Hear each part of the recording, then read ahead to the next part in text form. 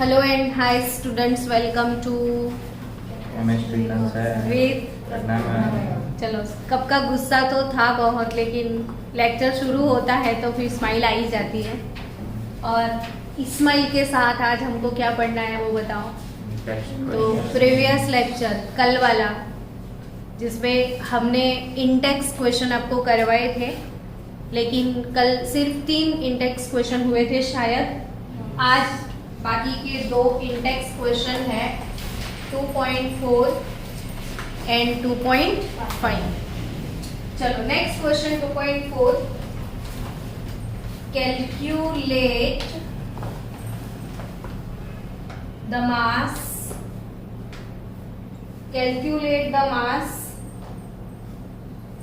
of urea, mass of urea required in making 2.5 kg of 0.25 molar aqueous solution।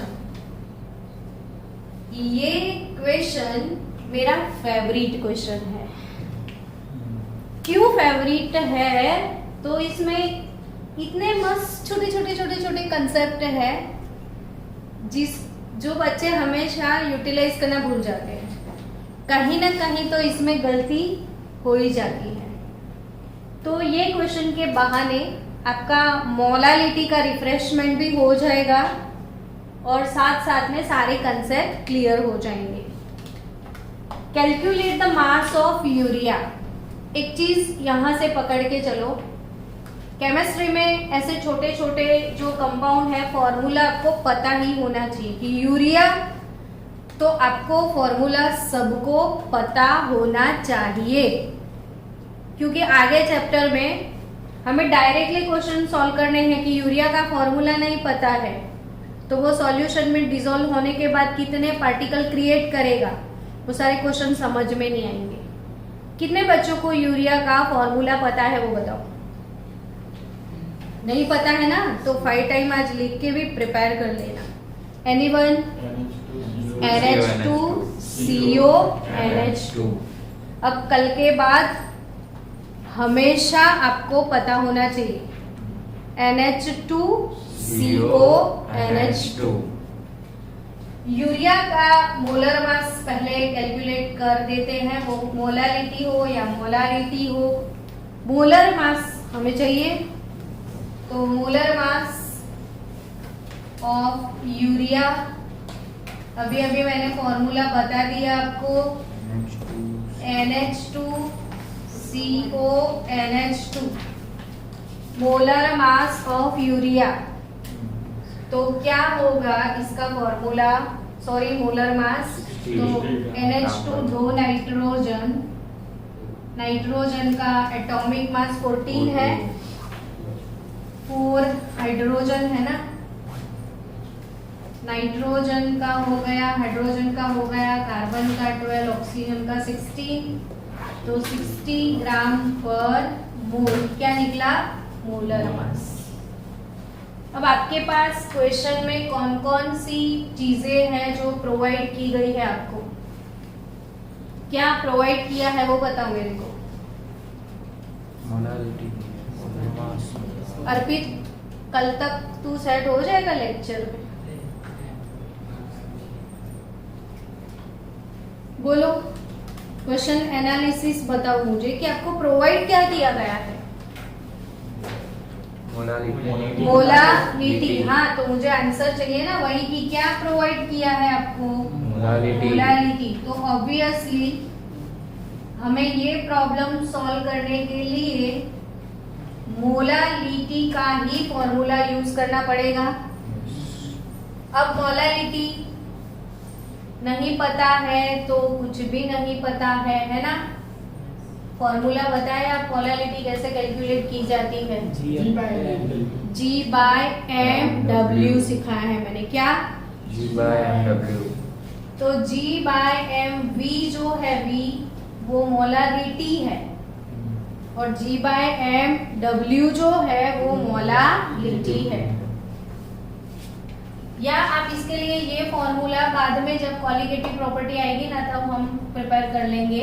G होता क्या है actually, G/mw आपको रटना नहीं है, बट आप कहीं पे बैठे हो तो आपको फास्ट कैलकुलेशन करना है तो फटाफट से वो याद आ जाए, इसलिए मैंने सिंबॉलिक आपको प्रिपेयर करवाया। लेकिन जब आपको लिखना है तो सब कुछ लिखना है इधर। क्या? तो मास of solute, mass of solute in gram, molar mass and weight of solvent या मास ऑफ सॉल्वेंट। आप हमेशा यहाँ पे सॉल्यूशन यूज करते हो, पता है ना, लेकिन सिर्फ मोलारिटी ही एक ऐसा कंसेप्ट है यहाँ पे सॉल्यूशन नहीं आता है।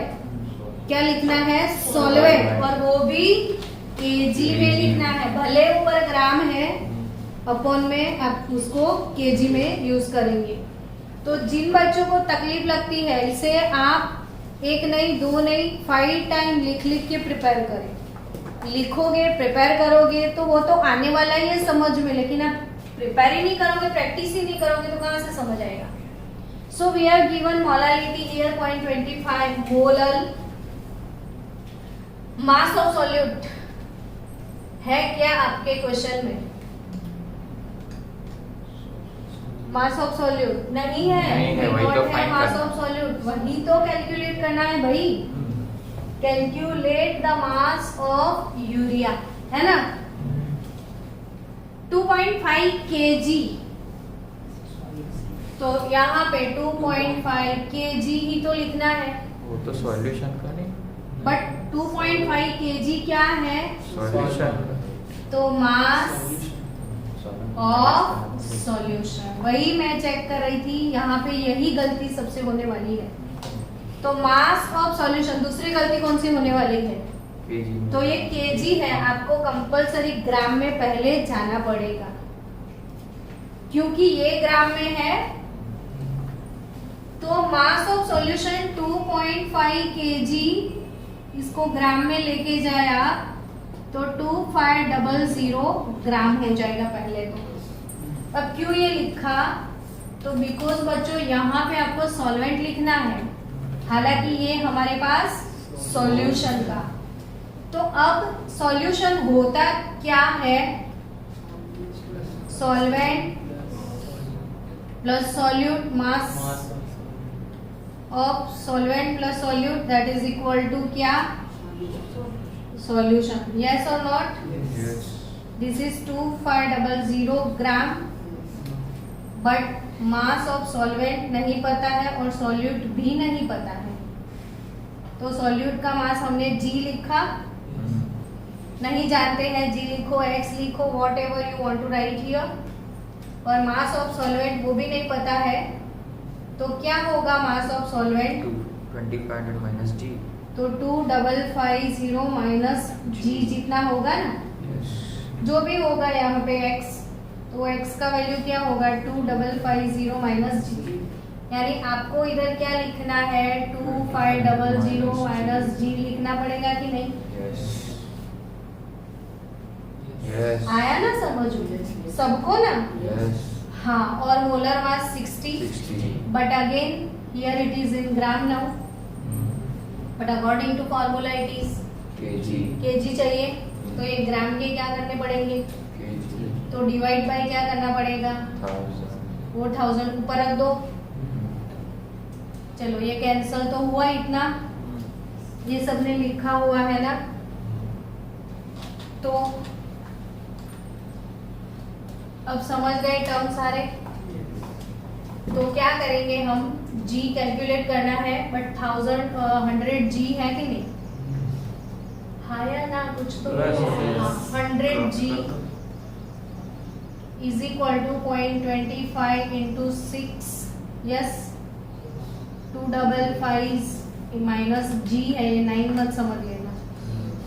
तो 100G, चलो इन दोनों को मल्टीप्लाई कर दो, 1.5 0.25 25 into 6 1.5 into 2500 3750 3750 minus again point, ये क्या हुआ 1.5 जी, तो 100 G minus 1.5 G is equal to 3750 plus हो जाएगा तो 101.5 G is equal to 3750, so G is 3750 divided by 101.5, 36.94 तो आपका आंसर क्या आ रहा है 36.94 तो 36.94 gram urea is required for 2.5 kg of 0.25 molar solution. चलो इंटेक्स क्वेश्चन नेक्स्ट, वो भी बहुत प्यारा और मेरा फेवरेट क्वेश्चन है, लिखते जाओ। Calculate molarity and mole fraction. Calculate number 1 molarity,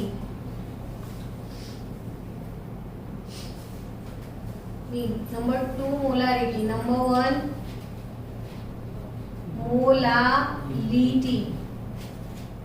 molarity and C क्या कैलकुलेट करना है, मोल फ्रैक्शन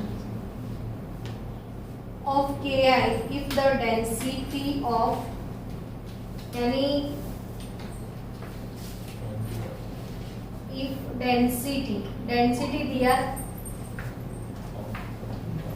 1.202 ग्राम पर ml डेंसिटी है आपके पास, तो if density is this of 20%, मास बाय मास यानी W bye W Ki। I think करवा दिए ये क्वेश्चन तो मैंने, चलो कोई बात नहीं, अब लिया ही है हाथ में तो खत्म कर ही लेते हैं, लेकिन मैंने सॉल्व करवाए हैं ऐसे बहुत सारे क्वेश्चन।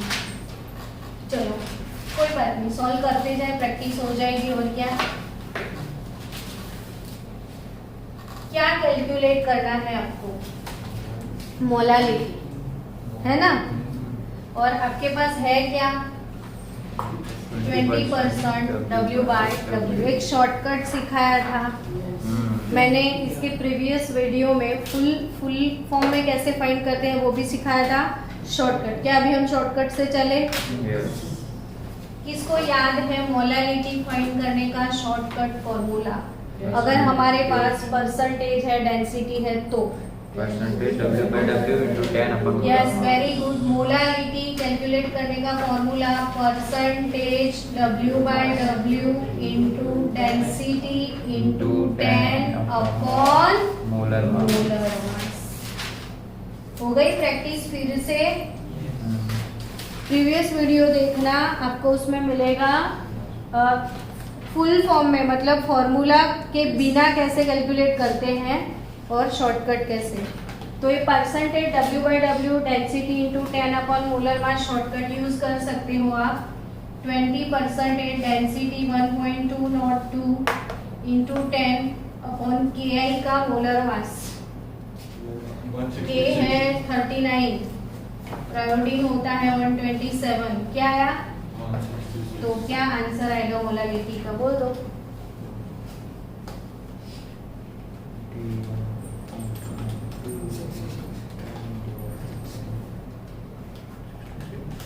1.44, ये आ गई आपकी मोलारिटी। सो सबको शॉर्टकट फिर से मेमोराइज हो गया। If you have percentage W by W, then you have density, तो सीधा shortcut for molarity percentage W by W into density into 10 upon molar mass. चलो बच्चों, नेक्स्ट टारगेट कंप्लीट करना है। अब क्या निकालना है हमको? मोलारिटी। तो वो रिलेशन याद के बाद में ये क्वेश्चन आपको सिर्फ वो फॉर्मूला है याद करवाने के लिए रिपीट करवा रही हूँ कि now we have molarity, now we have density, और हमें जाना है मोलारिटी में। तो आपको याद करना पड़ेगा मैडम ये फॉर्मूला तो मोलारिटी के लिए relation between, yes yes yes, ये वाला फॉर्मूला मोलारिटी का है, मोलालिटी का नहीं है। तो हमारे पास आंसर आ गया मोलारिटी का 1.44 m, ठीक है। मोलारिटी का फॉर्मूला है percentage W/W density into 10 upon molar mass. अब relation between molarity and density, ये फॉर्मूला भी एनलार्ज फॉर्म में, शॉर्टकट फॉर्म में वीडियो है, दोनों के दोनों बिना फॉर्मूला के और विथ फॉर्मूला के। चलो मेरे को याद करवाओ फॉर्मूला, हम आज प्रैक्टिस लेक्चर में है। तो formula capital D equals capital M upon 1 small m plus molar mass upon क्या 1000। याद आ गया formula? dm 1/m molar mass by 1000। कैसे याद करोगे? dm 1/m molar mass by 1000 याद कर लेना। तो जिन बच्चों को लॉन्ग वे में नहीं समझ आता है वो शॉर्टकट से एटलीस्ट आंसर तो निकाल ले। तो डेंसिटी हमारे पास है 1.202। कैपिटल M को क्या समझना है बच्चों? मोलारिटी निकालना क्या है आपको? मोलारिटी। मोलर मास है कितना KI का? 166 अपॉन 1000 करोगे तो क्या मिलेगा? 0.166 मिल जाएगा। सबसे पहला किसको हटाना है वो सिखाओ, इसको ना। तो 1.202 डिवाइडेड बाय 1.40 फिर 1/m प्लस 0.166। आंसर भी 0.83 और भी डिजिट दो थोड़े बहुत 47 माइनस 0.166 इज 1/m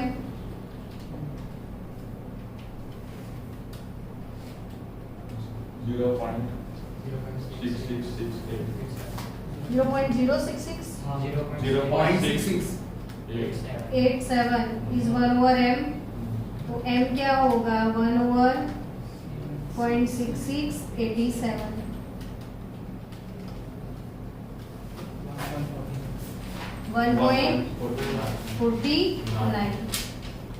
चलो मोलारिटी 1.49 m हो गया।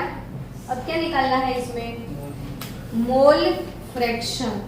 फास्ट मैं आपको टाइम देने वाली हूँ, सबको मोल फ्रैक्शन खुद ही कैलकुलेट करना है, फिर मेरा टर्न। 20% W/W KI का मतलब क्या होता है? अर्पित आप मुझे बताओगे। 20 ग्राम KI is dissolved in 100 gram of solution. 20 gram KI is dissolved in 100 gram of solution. तो आपको मोल फ्रैक्शन कैलकुलेट करने के लिए सॉल्यूट और सॉल्वेंट, हमेशा पहले क्या लिखो? सॉल्वेंट, फिर क्या लिखो? सॉल्यूट। दो पार्ट तो बनाने हैं। अब दोनों के क्या निकालने हैं? मोल। मोल का फॉर्मूला क्या होता है? N weight upon given weight upon molar mass. इसका mole N2 weight upon molar मास।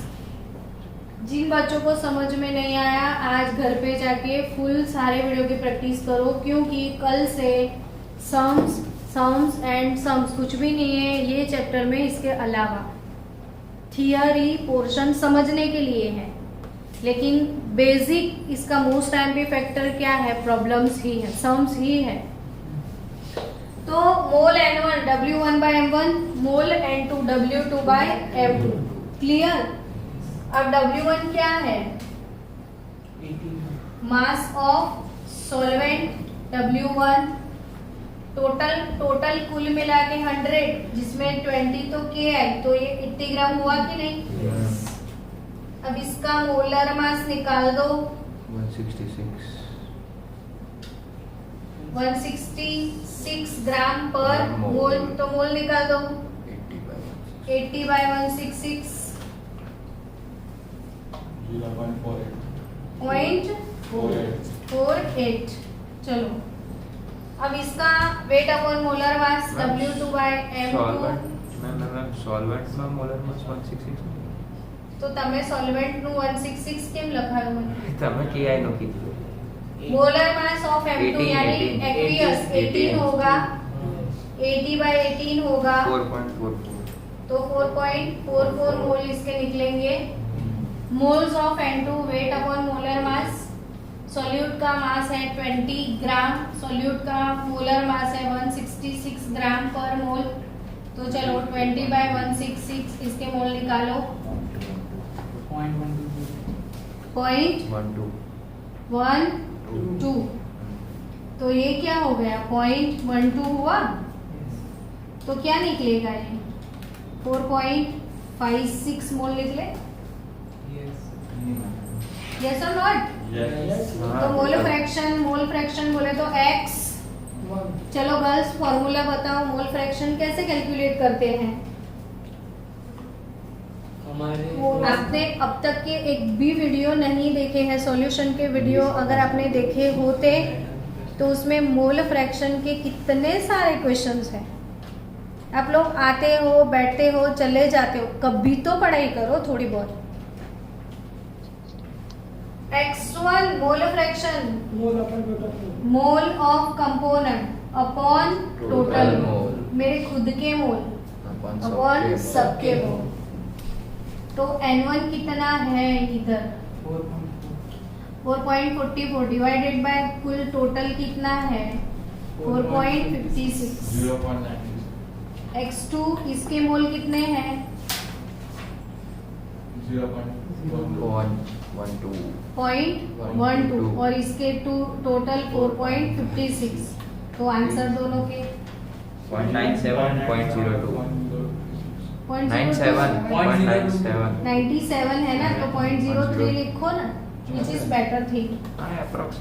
अप्रोक्सी क्यों लिखना, बट लॉजिकल बात है ना कि अगर आप 97 लिखते हो तो ये 0.03 लिखो, दोनों का टोटल 1 होता ही है। चलो बच्चों, finally index question 2.1 to 2.5 complete कर लिए। इस बार मेरा कोई इंडेक्स क्वेश्चन छोड़ने का इरादा नहीं है। आज आपको पूरा दिन केमिस्ट्री पढ़ना है। सब बच्चों की वाट लगाने वाली हूँ मैं, सबके पेरेंट्स को कॉल कर रही हूँ आज।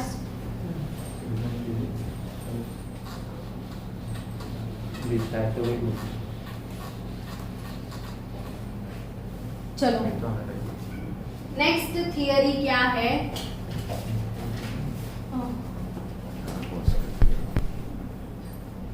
चलो स्टूडेंट, फाइनली क्या खत्म हो गया अभी अभी हमारा इंडेक्स क्वेश्चन। अब इंडेक्स क्वेश्चन के बाद आपकी एनसीईआरटी टेक्स्ट बुक का नेक्स्ट टॉपिक है 2.3 सॉल्युबिलिटी।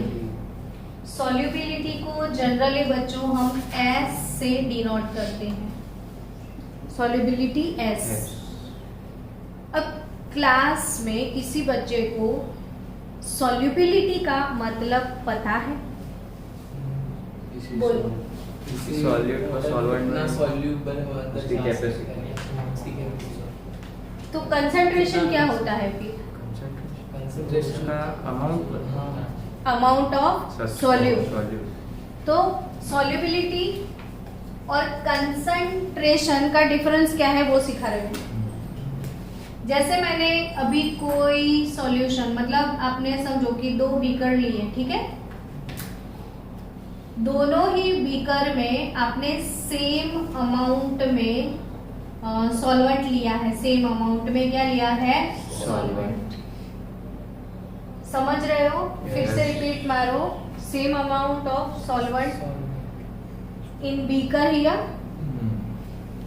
अब बच्चों एक में हमें डालना है 20 ग्राम सोडियम क्लोराइड, सॉल्ट डाल दिया 20 ग्राम, क्या हो जाएगा, डिसॉल्व हो जाएगा। तो इसमें 20 ग्राम ही डाला है, fix amount of solute, fix amount of solute 20 ग्राम डाल दिया, डिसॉल्व हो गया। मान लो ये 1 लीटर टोटल वॉल्यूम है, तो इसको अब क्या बोलोगे, कंसंट्रेशन। क्या बोलोगे, concentration, which is determined in mole per litre. ठीक है, तो इसको हम मोलारिटी से डिटरमाइन कर सकते हैं, G/mv से मोलर कंसंट्रेशन निकाल सकते हैं। ये कंसंट्रेशन, थोड़ा सा आपने सॉल्यूट डाल दिया, डिसॉल्व कर दिया, सॉल्यूशन बन गया, ये क्या है, concentration. Amount of solute is known as concentration. लेकिन इसमें क्या करना है कि ये वाटर इतना जितना यहाँ पे था उतना लिया, अब आपने इसमें थोड़ा सॉल्ट डाल दिया, क्या हो जाएगा, डिसॉल्व। और थोड़ा सॉल्ट डालो, डिसॉल्व हो गया, और थोड़ा सॉल्ट डालो, यानी डिसॉल्व करते करते एक लेवल कैसा आएगा, सैचुरेशन वाला, मतलब अब डिसॉल्व होना बंद हो जाएगा। उस सिचुएशन को क्या बोलते हैं हम, सैचुरेटेड सॉल्यूशन। कौन सा सॉल्यूशन, सैचुरेटेड, यानी इसके अंदर जितना डिसॉल्व करने की कैपेसिटी थी वो डिसॉल्व हो गया। दैट अमाउंट ऑफ सब्सटेंस, यानी डेफिनेशन हम ये बोल सकते हैं कि maximum amount of substance that can be dissolved in solution. Maximum amount of substance that can be dissolved in solution is called solubility. तो थोड़ा सा डाल दिया, सॉल्यूशन बन गया, ठीक है, उसको हम कंसंट्रेशन से डिटरमाइन करते हैं, दैट इज कंसंट्रेशन। बट किसको सॉल्युबिलिटी बोलोगे आप, मैक्सिमम, हाँ, उसकी कैपेसिटी तक डिसॉल्व किया, और जितना मैक्सिमम अमाउंट आप डिसॉल्व कर पाए वही नंबर को क्या बोलना है, सॉल्युबिलिटी।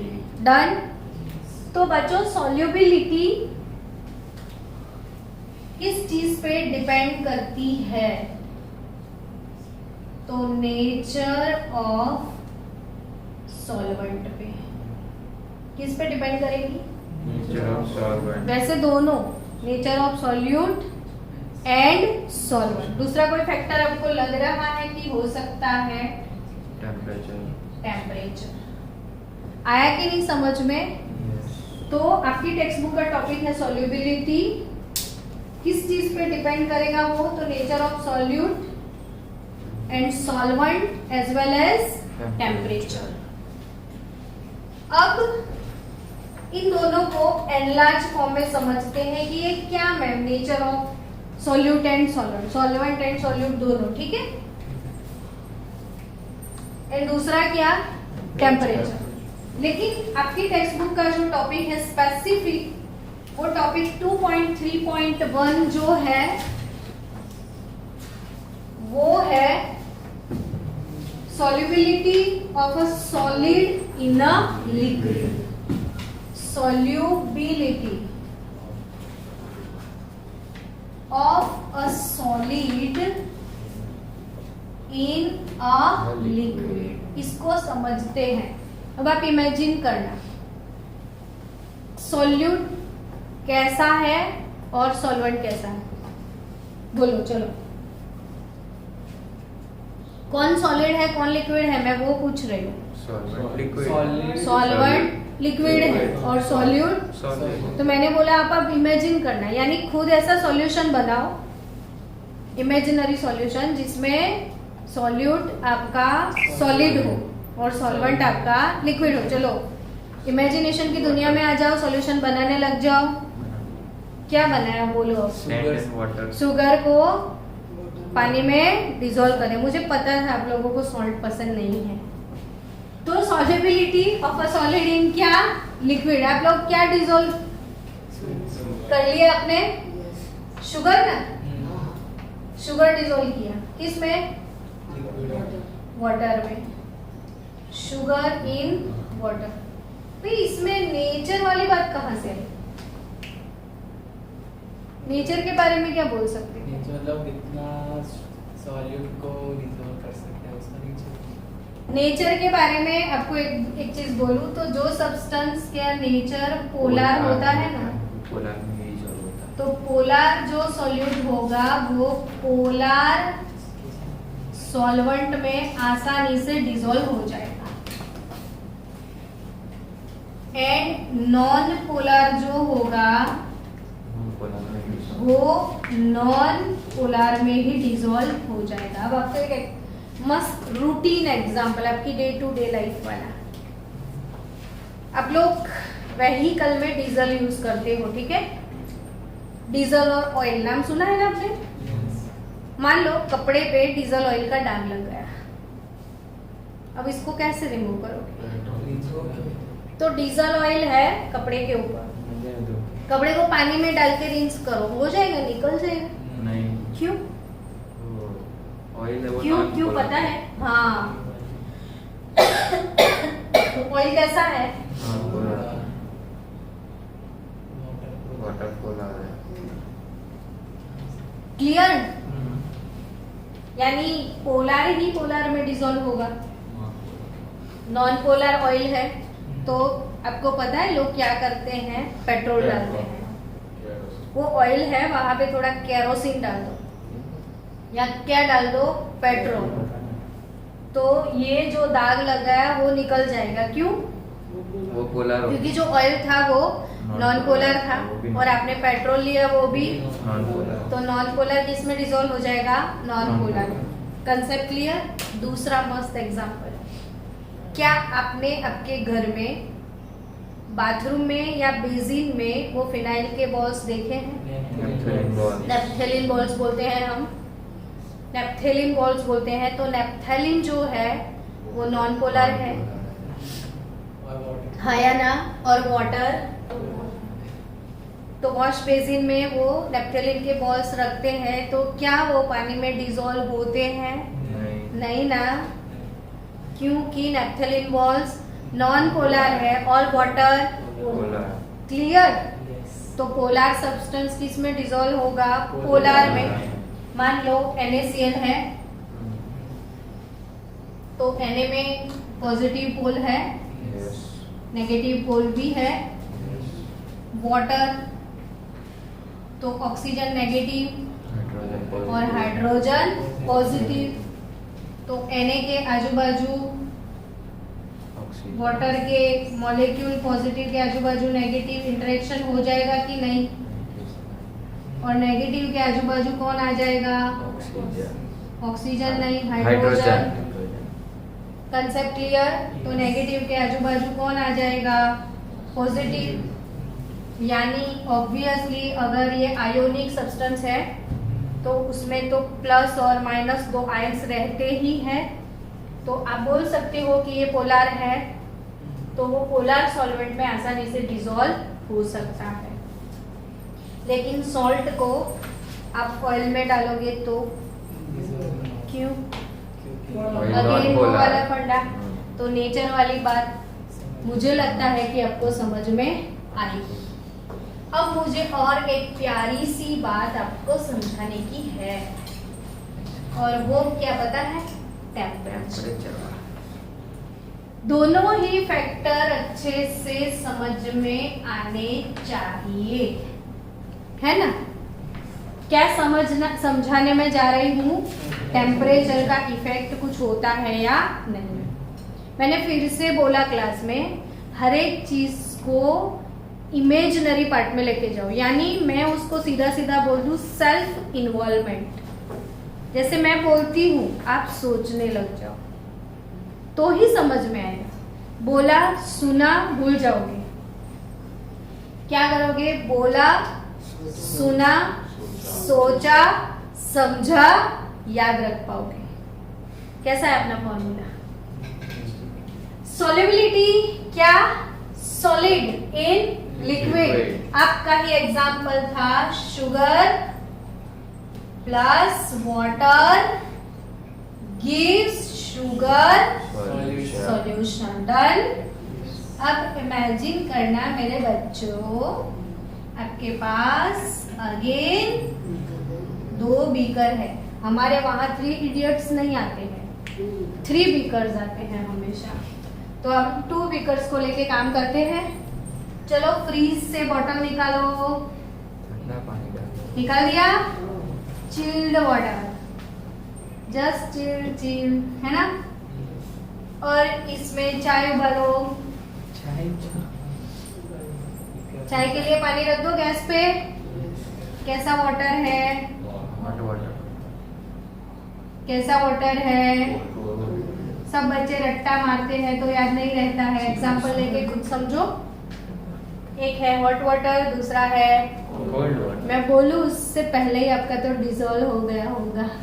शुगर किस में जल्दी डिजोल्व होगा? Hot water. क्यों? गरम है तो डिजोल्व हो जाएगा। इसका टेम्परेचर ज्यादा है। तो ऑब्वियसली ये हॉट वाटर है। नहीं नहीं वही है, वही आंसर है इसका। मैं बोल तो रही हूँ, सोचो सुनो समझो। इसका टेम्परेचर ज्यादा है। टॉपिक क्या है? Effect of temperature on solubility. Effect of temperature on solubility. Just chill, just hot. क्या बात है। क्या बात है। ओके, इसका टेम्परेचर ज्यादा है, इसका कम है। और आपने ये बोला इसमें शुगर कम डिजोल्व होगा और स्लो डिजोल्व होगा, इसमें ज्यादा डिजोल्व होगा और फास्ट डिजोल्व होगा। ऐसा क्यों होता है?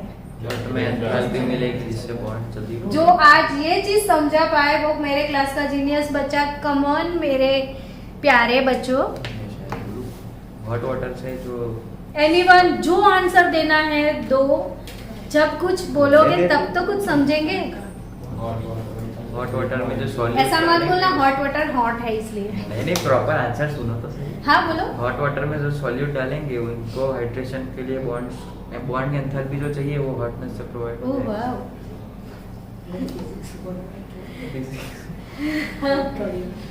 हॉट वाटर कोल्ड वाटर वाला फंडा निसर्ग देव हॉट शुभ। वाटर के पार्टिकल ज्यादा मोशन करेंगे। हॉट वाटर किसने? निसर्ग ने बोला है, देव ने। हॉट वाटर के पार्टिकल ज्यादा मोशन में होंगे। मोशन से ही इमोशंस आते हैं। ज्यादा होगा तो जल्दी डिसॉल्व हो जाएगा। हाँ चलो तो मैं समझाती हूँ, सुनो अब ध्यान से। अब फिर से इन्वॉल्व हो जाना प्रोसेस में, अपने आप अंदर से आंसर आना चाहिए। चला गया ना तू? चल घुस जा इसमें। ये ना सॉलिड है, ठीक है? और ये क्या है? लिक्विड। लिक्विड है। समझ गए? शुरू तो वहीं से किए थे। Solid in liquid. ये क्या है? सॉलिड। ये क्या है? यानी सॉलिड जो है, सॉलिड क्या बनने वाला है? लिक्विड। और सॉलिड को लिक्विड कैसे बनाते हैं? हीट प्रोवाइड करते हैं या रिलीज करते हैं? प्रोवाइड करते हैं। अरे गरम करवो पड़े ने। That is the endothermic process. Done. यानी कोई सॉलिड सब्सटेंस लिक्विड में कन्वर्ट होता है तो ये प्रोसेस कैसा है? एंडोथर्मिक। ये शुगर का सॉल्यूशन बन गया। Sugar plus water. प्रोसेस कैसा है ये? एंडो। और रिवर्स वाला फॉरवर्ड अगर एंडो है तो रिवर्स कैसा हो जाएगा? एक्सो। समझ रहे हो? ओके, अब एंडोथर्मिक यानी उसको हीट चाहिए, यानी विंटर। विंटर का मौसम एंडोथर्मिक होता है, समर का मौसम एक्सोथर्मिक होता है। समर में हमें एसी चाहिए, विंटर में हमें क्या चाहिए? हीटर चाहिए। अब सोचो कि आपने हीटर किया है ना, और प्रोसेस कैसा है? तो एंडोथर्मिक को क्या सूट करता है? एंडोथर्मिक टेम्परेचर अगर इंक्रीज करते हो, मैं क्या बोल रही हूँ? Temperature increase. हाँ, टेम्परेचर अगर हम इंक्रीज करते हैं तो वो एंडो को सूट होता है, एक्सो को नहीं। जो खुद ही हॉट है उसे हीटर नहीं चाहिए, एसी चाहिए। समझ रहे हो? Yes. तो प्रोसेस अगर कैसा है एंडोथर्मिक, तो उसे सूट क्या करता है? Increase in temperature. डन। आपने क्या किया? टेम्परेचर इंक्रीज कर लिया। कौन सा रिएक्शन फास्ट होगा? एंडोथर्मिक।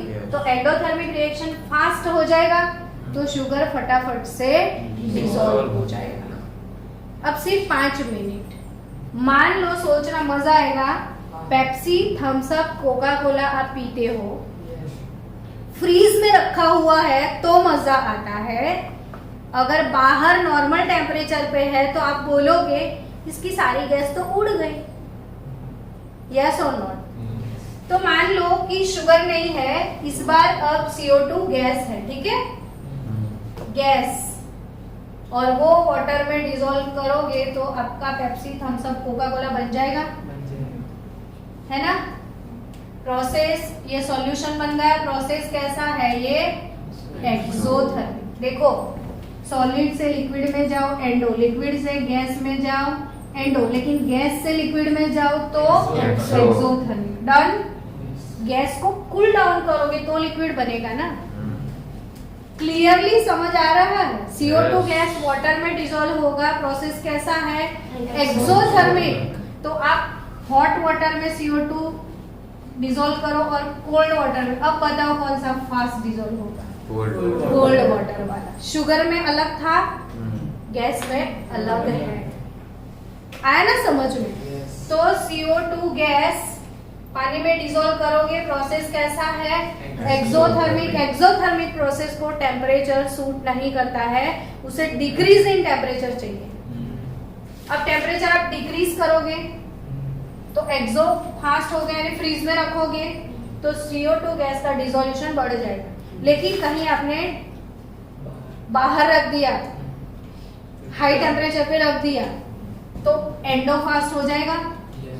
और रिवर्स प्रोसेस एंडो है तो सॉल्यूशन से गैस बाहर निकल जाएगी और सिर्फ वाटर बचेगा। तो सॉल्युबिलिटी किस पे डिपेंड करती है? टेम्परेचर पे। समझ में आया बच्चों? ओके, चलो